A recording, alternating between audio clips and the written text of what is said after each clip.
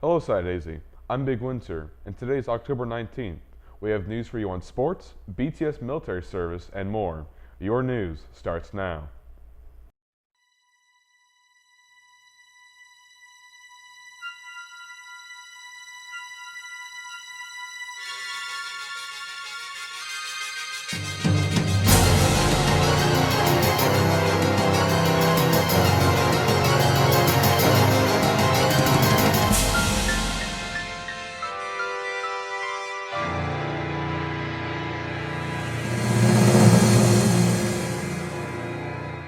We here at the studio hope you had a great fall break last week, and this week we wrap up You Matter Week. I personally went to Spain and went deep sea fishing with a man named Hugo. Since we're knee deep into October and Halloween is approaching fast, these next couple of newscasts are going to be a little spookier. On November 3rd, the blood drive is coming to Soddy Daisy. The blood drive is hosted by the Soddy Daisy JRTC Battalion. There you will donate blood for many who need it, though you must be 16 or older to donate. Sorry to any who want to, but just don't make the mark. But if you can, go out and donate now, Soddy Daisy. Earlier this year, we asked all of you what was so great about Soddy Daisy High School. Now as the quarter is coming to a close, it's time to look back at the responses you gave.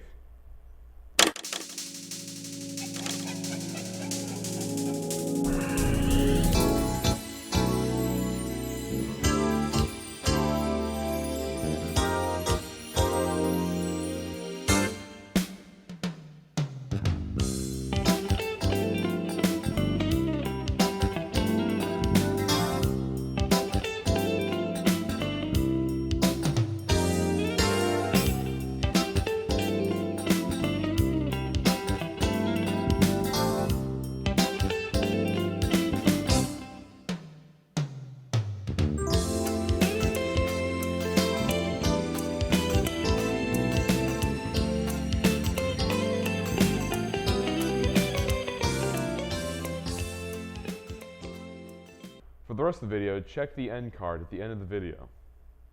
And now, for Jacob for sports. Hello, this is Jacob, and your sports starts now.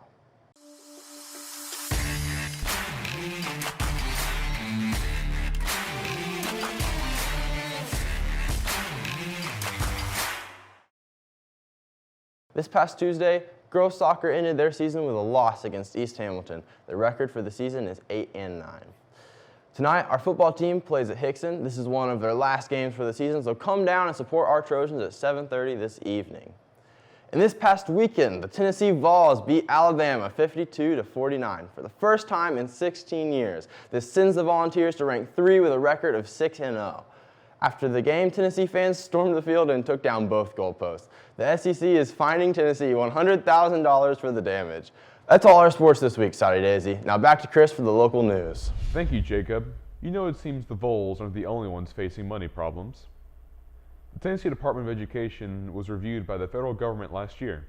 They discovered that Tennessee schools used federal funds inappropriately or didn't provide proper documentation proving otherwise.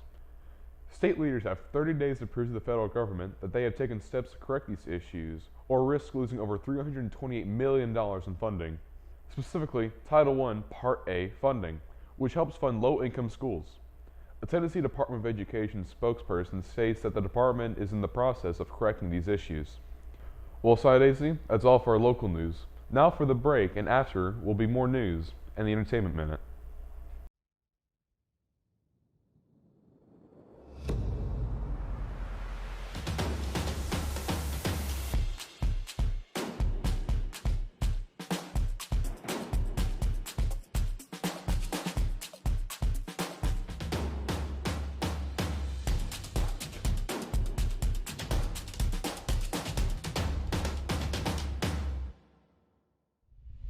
Welcome back from our break. Did you miss me?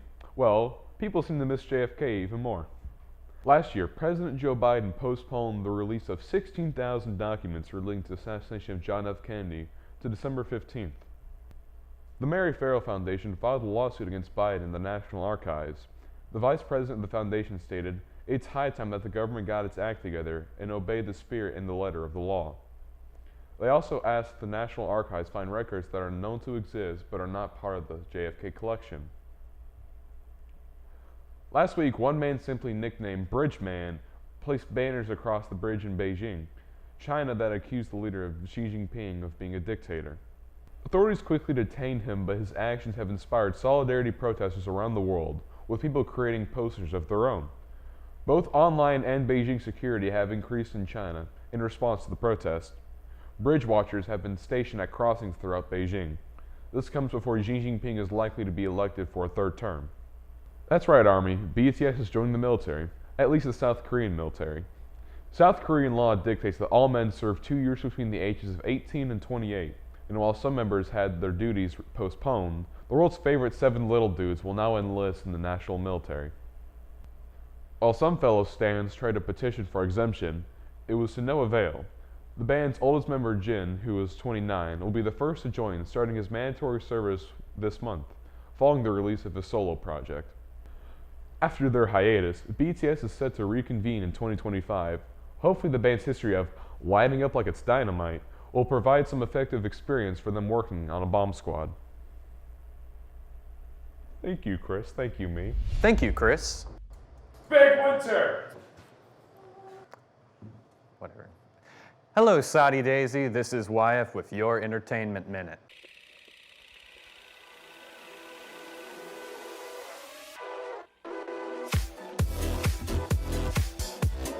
We've been getting these visions wherever we see.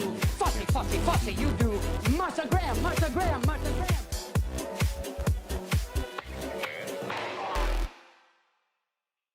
Marvel released a new and longer trailer for Black Panther: Wakanda Forever.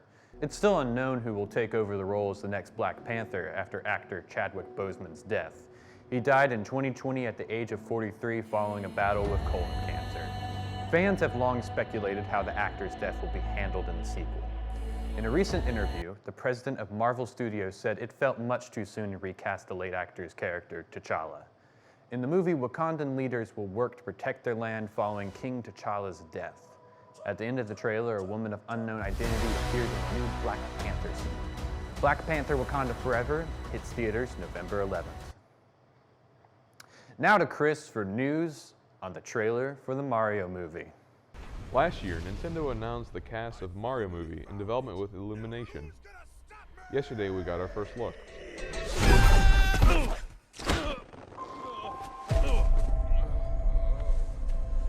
The trailer has already amassed millions of views across multiple channels, and the internet has given us some crazy epic reactions. Anchor!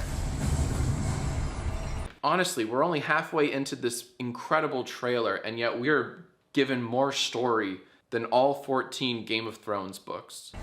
Whoa, cool. Well, that's big. What is that kingdom? What is that place? Oh!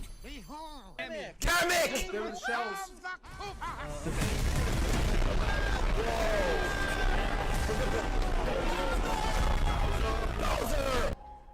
Chris Pratt, the voice actor for the titular character, had teased us by not yet revealing his voice of the Italian plumber. It's a me, a Mario. That's not the voice. You'll have to wait to hear the voice. Yesterday, we got to hear it for the first time. What is this place?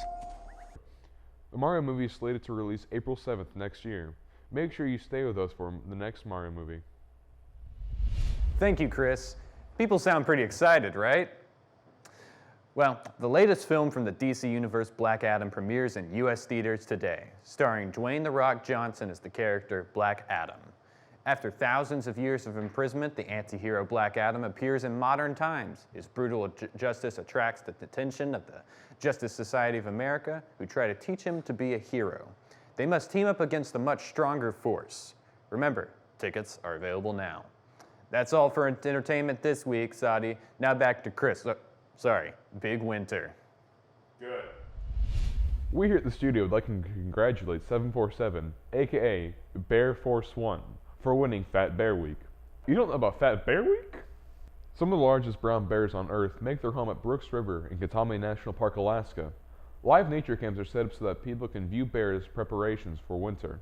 Fat Bear Week is a celebration of success and survival, the National Park Service states. It is a way to celebrate the resilience, adaptability, and strength of Katami's brown bears. Here's one last look at our champion.